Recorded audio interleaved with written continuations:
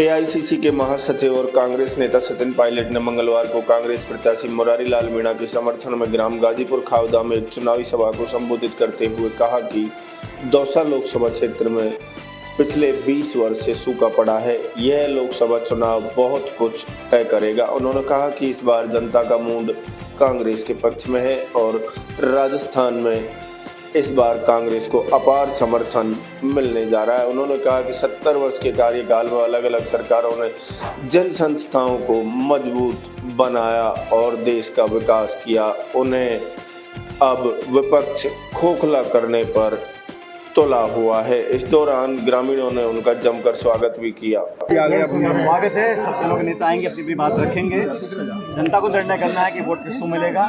लोकतंत्र में वोट मांगने का अधिकार सभी लोगों को है, लेकिन इस क्षेत्र में मुझे लगता है कि एक हवा बनी है कांग्रेस के पक्ष में। हमारे पार्टी के उम्मीदवार बहुत लोकप्रिय हैं और जनता चाहती है कि भारी बहुमत कर उनको दिल्ली भेजें और दौसा लोकसभा क्षेत्र से लाल मीणा जी बहुत भारी बहुमत से जीत कर जाएंगे। तो टारगेट उन्होंने 400 पार का ले रखा है और बार बार भाषणों में भी ये कहते हैं कि 400 पार में वो तो टारगेट तो ठीक है, टारगेट उनका होना चाहिए गरीबी मिटाने का, टारगेट होना चाहिए रोजगार दिलाने का, टारगेट होना चाहिए महिलाओं को माताओं को सुरक्षित रखने का, टारगेट होना चाहिए कालेधन को ख़त्म करने का।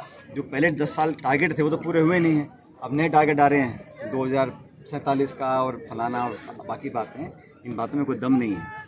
बात यह है कि लोकतंत्र में जिस प्रकार एजेंसी का दुरुपयोग हो रहा है, देश भी समझ रहा है। निर्वाचित मुख्यमंत्री को आप जेल में डाल रहे हो, आप ईडी का सीबीआई का दुरुपयोग कर रहे हो, लोगों को हिरासत में ले रहे हो, विपक्षी लोगों को गिरफ्तार कर रहे हो। अपनी बात रखने से लोगों को आप वंचित रखोगे तो जनता भी इसको बर्दाश्त नहीं करेगी। मुझे लगता है कि कहीं ना कहीं अहम और घमंड इस सरकार में, केंद्र सरकार में बहुत ज़्यादा बढ़ गया है। उसको बराबर करने का एक ही जरिया है जमहूरियत में, और जनता है। इसलिए जब वोट पड़ेंगे 19 तारीख को तो भारी मतदान होगा और कांग्रेस पक्ष में। सर एक लगातार कांग्रेस के एमयू पे लगातार सवाल उठा रहे हैं, हमलावर हैं, लगातार कह रहे हैं कि ये तो देश तोड़ने का एमयू है। नहीं तो अगर हम एक हर गरीब परिवार को लाख रुपए देना चाहते हैं, एमएसपी पे कानून बनाना चाहते हैं, 30 लाख नौकरी देना चाहते हैं, नरेगा का जो पेमेंट है उसको 400 रुपये करना चाहते हैं, इसमें कहाँ से देश टूट रहा है? हम तो जोड़ने की बात करते हैं। राहुल गांधी जी कहते हैं भारत जोड़ो यात्रा निकाल रहे हैं, पैदल चलते हैं, लोगों को गले लगाते हैं, लोगों में दुख दर्द बांटते हैं, जख्मों में मरहम लगाने का काम करते हैं।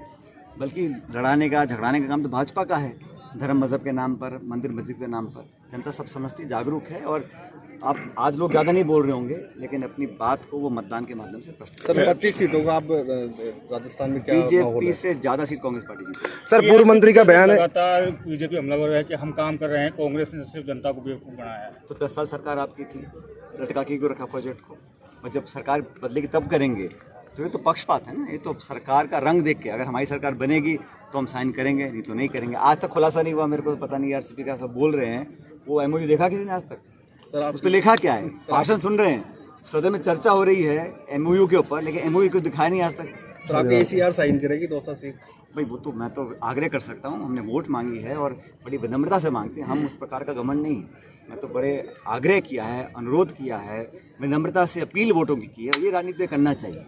अधिकार जनता का है किसको वोट डालेंगे, लेकिन मेरा मन ये कहता है कि इस बार दौसा से कांग्रेस पर। सर लास्ट सवाल पूछेंगे, बीजेपी की राजनीति में पहले सांप, फिर नाक, फिर फुआ, फिर फूफा आ गए हैं, इस तरह के देखते हैं राजनीति में। देखो, मुझे लगता है कि शब्दों का प्रयोग बहुत सोच समझ के किया जाना चाहिए और विरोधियों का मान सम्मान करना चाहिए। और जनता हमारे आचरण को देखती है, हमारे शब्दों को सुनती है, तो शब्दावली का प्रयोग बहुत सोच समझ के होना चाहिए। और मैंने जीवन में हमेशा ये रखा है कि हम विरोध भी करते हैं, सैद्धांतिक हो, नैतिक हो, लेकिन ये व्यक्तिगत जो बातें बोली जाती चुनाव में, मैं समझता हूँ उसको अवॉइड। सर एक ने पुखलाल माता की कसम खाई है कि मैं आरक्षण खत्म नहीं होने दूंगा, बीजेपी कभी आरक्षण खत्म नहीं होगा। उनके हाथ की बात नहीं है ना, उनके हाथ की बात नहीं है।